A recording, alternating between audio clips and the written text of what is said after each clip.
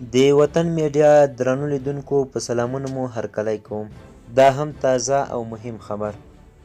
طالبان په تهران کې د افغانستان ګاونډیو هیوادونو غونډې ته نه دي بلل شوي. طالبانو بي بي سي ته تایید کړی چې د ایران په کوربهتوب د افغانستان د ګاونډیو هیوادونو د بهرنیو چارو وزیرانو غونډې ته نه دي بلل شوي، خو دا غونډه یې د افغانستان لپاره مهمه بللې ده. ټاکل شوې دا غونډه د راتلونکي چهارشنبې په ورځ د ایران په کوربهتوب په مجازي بڼه ترسره او د افغانستان په اړه پکې خبرې وشوې.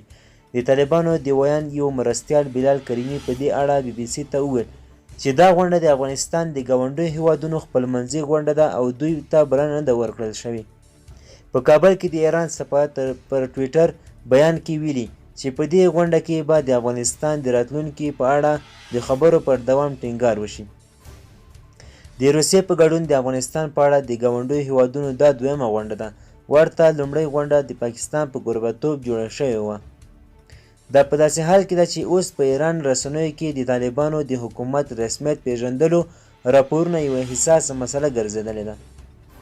په وروستیو کې د ایران جمهوري اسلامي نومي محافظه کاره ورځپاڼه چې له پلازمینې تهران چاپیږي د ایران حکومت له لوري په رسمیت د طالبانو حکومت پیژندلو احتمال د جمهوري اسلامي نظام پر تندي د شرم داغ بللی دی. د یادونه ده چې د ایران چارواکو په دا وروستیو کې له طالبانو سره راشه درشه درلوده او څو ځله یې په تهران کې طالب استازو کوربهتوب کړی دی.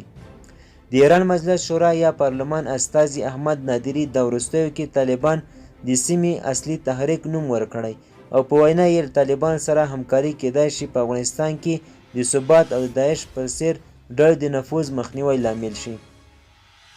ایران حکومت تر اوسه طالبان حکومت په رسمیت نه دی پیژندلی او دا یې طالبانو په تګلاره پورې مشروط کړی، خو د دې هیواد یو شمېر سیاسي او پوځي مشرانو دا وروستیو کې ویلي د تیر 2 لسیزو پخوا پرتله طالبان بدل شوي او د داعش ډلې په څیر ترهګره ډله نشي بلل کېدی.